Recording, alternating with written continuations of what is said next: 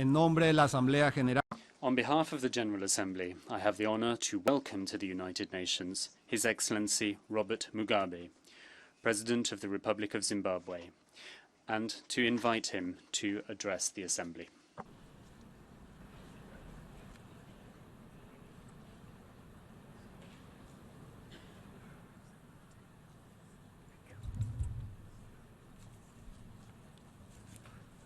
Your Excellency, Mr. Morgens Lickenthoff, President of the 70th session of the General Assembly, Your Majesties, Excellencies, Heads of State and Government, Your Excellency, Mr. Ban Ki-moon, Secretary General of the United Nations, distinguished delegates, ladies and gentlemen, comrades and friends. Allow me at the outset to extend to you, Mr. Lickenthoff, my warm congratulations on your election to the high office of President of the 70th session of the General Assembly. You assume this office at an historic moment when the United Nations has just adopted an ambitious agenda for the future of humankind. The task ahead needs all hands on the deck, and you can count on our cooperation and support during your presidency. Mr. President, I wish to commend Mr. Sam Kutesa, a distinguished son of Africa, for the dynamism with which he steered this august body over the past year. We particularly appreciated his leadership in promoting inclusive dialogue and seeking consensus on the many sensitive issues that he presided over during his tenure of office. The theme of this session, I quote, "The United Nations at 70th, the road ahead of peace, security, human rights," unquote, aptly complements the deliberations of the summit meeting on the post-2015 development agenda. It is our expectation that the United Nations will draw from its 7 decades-long experiences to give birth to a new era of peace, equality, and justice, a new era that recognizes and fosters the commonality of our common fate through renewed international cooperation and solidarity. Mr. President, the African Union welcomes the priorities you have proposed, for they are in tandem with our own developmental plan, the Agenda 2063, which recognizes the intrinsic and inextricable linkages between peace, security, development, and the full realization of human rights. The African Union Constitutive Act recognizes that while peace and security are imperative for our progress, conflict is a major impediment to the socio-economic advancement and integration of the continent. Consequently, the Common African Position on the post-2015 development agenda designates peace and security as one of its 6 key pillars and a top priority for us. The prevalence of peace not only creates conducive conditions for development, but also ensures that the maximum possible resource can be dedicated to development programs and projects. We welcome and encourage the continued cooperation between the United Nations and the African Union, principally through the latter's Peace and Security Council, in advancing peace and security in Africa.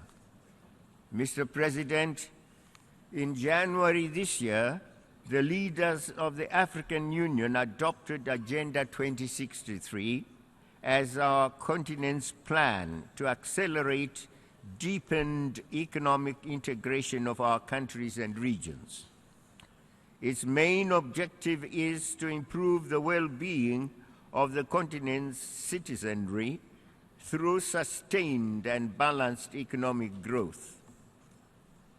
At the African Union Summit in Pretoria, South Africa in June this year, we agreed on the agenda's first 10-year development plan. During these initial 10 years, the flagship programs will include the creation of a continental free trade area, the African Center for Disease Control, a Pan-Africa University of Science and Technology to develop skills for the value addition and beneficiation of the continent's vast mineral resources, a single aviation market, a high-speed train, and a Pan-African e-network.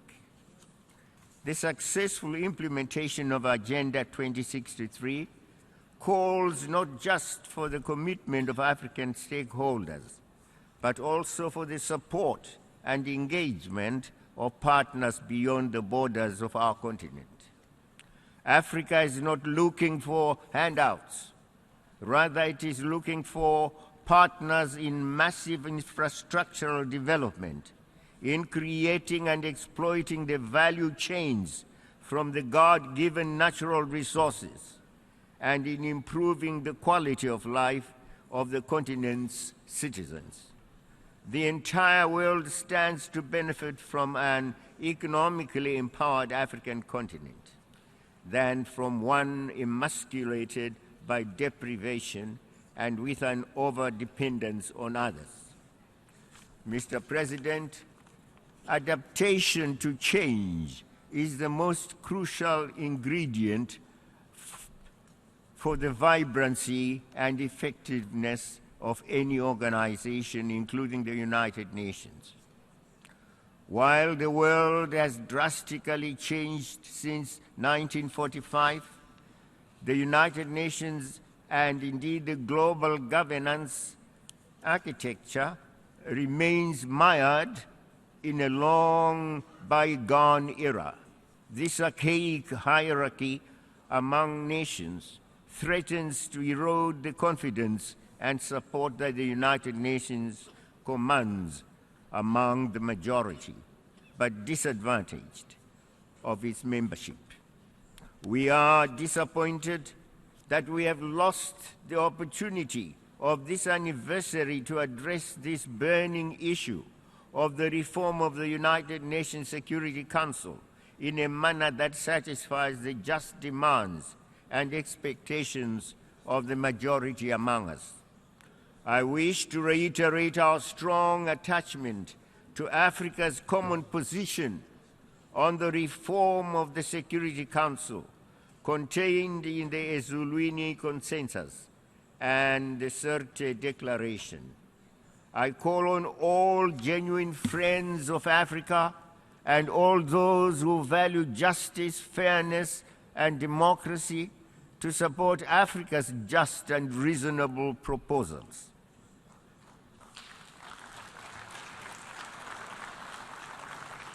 Mr. President,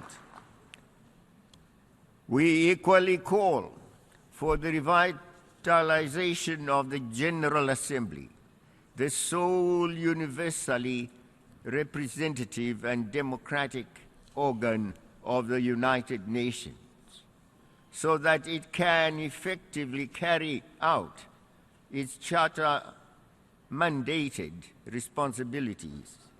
Accordingly, we fully support the call for inclusivity and transparency in selecting our organization's Secretary General by ensuring that the General Assembly plays a more significant role in that process.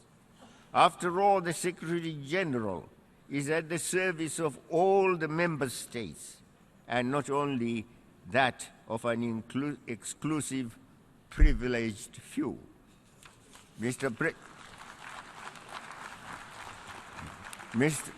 President, respecting and upholding human rights is the obligation of all states and is enshrined in the United Nations Charter.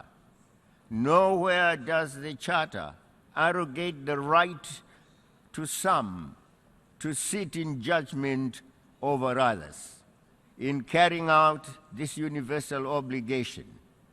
In that regard, we reject the politicization of this important issue and the application of double standards to victimize those who dare think and act independently of the self-anointed prefects of our time.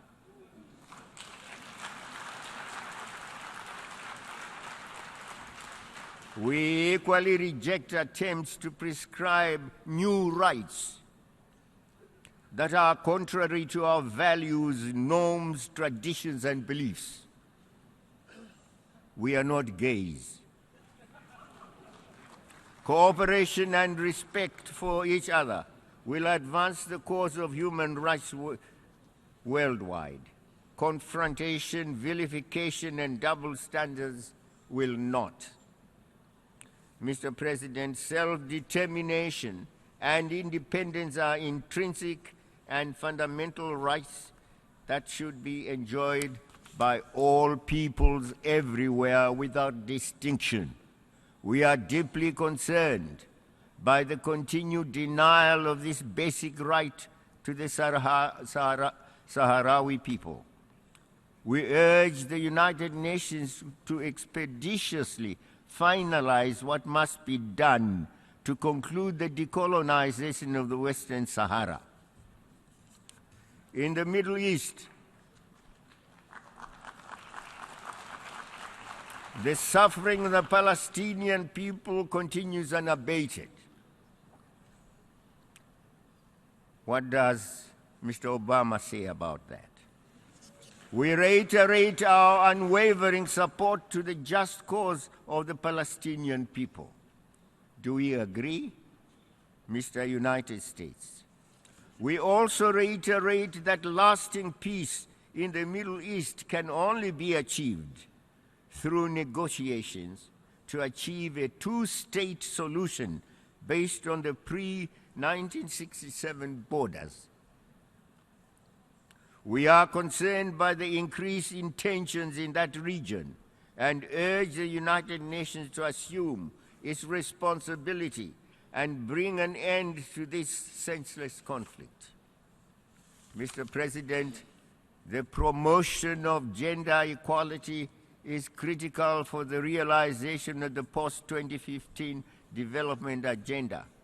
The African Union designated 2015, I quote, the year of the advancement of women empowerment and development towards Agenda 2063, unquote, in order to mobilize our individual and collective actions around this key issue.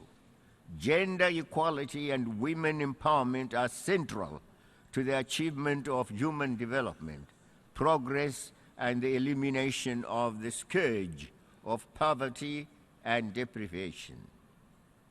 We must continue to build upon the achievements that have been realized since the 1995 Fourth United Nations Conference on Women and the Beijing Declaration and its platform for action.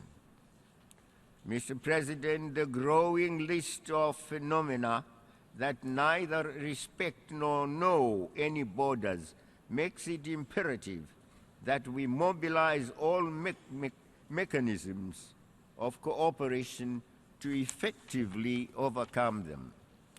Terrorism and extremist violence, communicable diseases such as HIV and AIDS, tuberculosis, malaria, bird flu, Ebola, cannot be overcome single-handedly. the United Nations and its specialized agencies is the place and the mechanism for this indispensable and necessary cooperation. For some months now, we have watched heartbreaking and harrowing scenes of desperate refugees seeking to enter Europe in search of safety and shelter from the ravages of conflict in their own homelands. We have also read of the tragedy and loss of life in the Mediterranean. The majority of the affected people are from Syria or from other countries devastated by conflict and instability induced in great part by the destabilization policies of external forces. This tragic situation could have been avoided through the respect of the independence of other countries and non-interference in their internal affairs. In the case of Libya, we are witnessing the results of abusing the authority of the United Nations Security Council and ignoring the opinion of regional organizations, in this instance, the African Union, which are supposed to be the United Nations partners in the maintenance of international peace and security. Mr. President, my country, Zimbabwe, is committed to a fair, just, and effective United Nations in which multilateralism, inclusivity, and transparency replace unilateralism, exclusion, and backroom deals. The Charter of the United Nations is built on the bedrock of the sovereign equality and independence of its members, without distinction as to their geographical size, economic might, or any other endowments or qualifications. We are deeply attached to these principles and call on other members of the United Nations to be similarly disposed. The United Nations was set up, among other purposes, to, and I quote, develop friendly relations amongst millions, unquote. Zimbabwe desires and is committed to nurturing friendly relations with other nations, but it cannot tolerate interference in its domestic affairs. We invite other countries with which we may have differences, including the United States and the NATO powers. We invite them, if they have differences of whatever nature with us, to eschew threats, pressures, and punitive actions in favor of reconciliation, friendship, and dialogue. I therefore denounce in the strongest terms the illegal sanctions that are imposed on my country by the European Union and the USA, and call for their immediate and unconditional removal. We don't know what wrong we have done to the United States, and can it leave us free and independent to do our own thing, please? Once more, I put it on record that my country is desirous to live in harmony with all countries, big and small. We have peace in Zimbabwe just now. We don't want war. We don't want interference. We don't want to hear of regime change at all.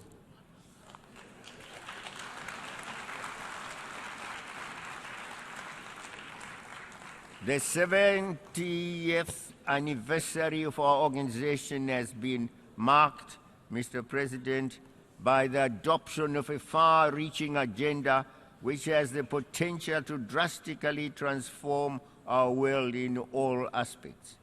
We are under no illusion about the challenges that lie ahead, but we are not discouraged either. Humankind has, over the epochs, demonstrated an immense tenacity in overcoming inertia and resistance to change. Now is our time to leave our own positive mark in the history of human development and interaction. Posterity, I repeat, expects no less from us. I thank you.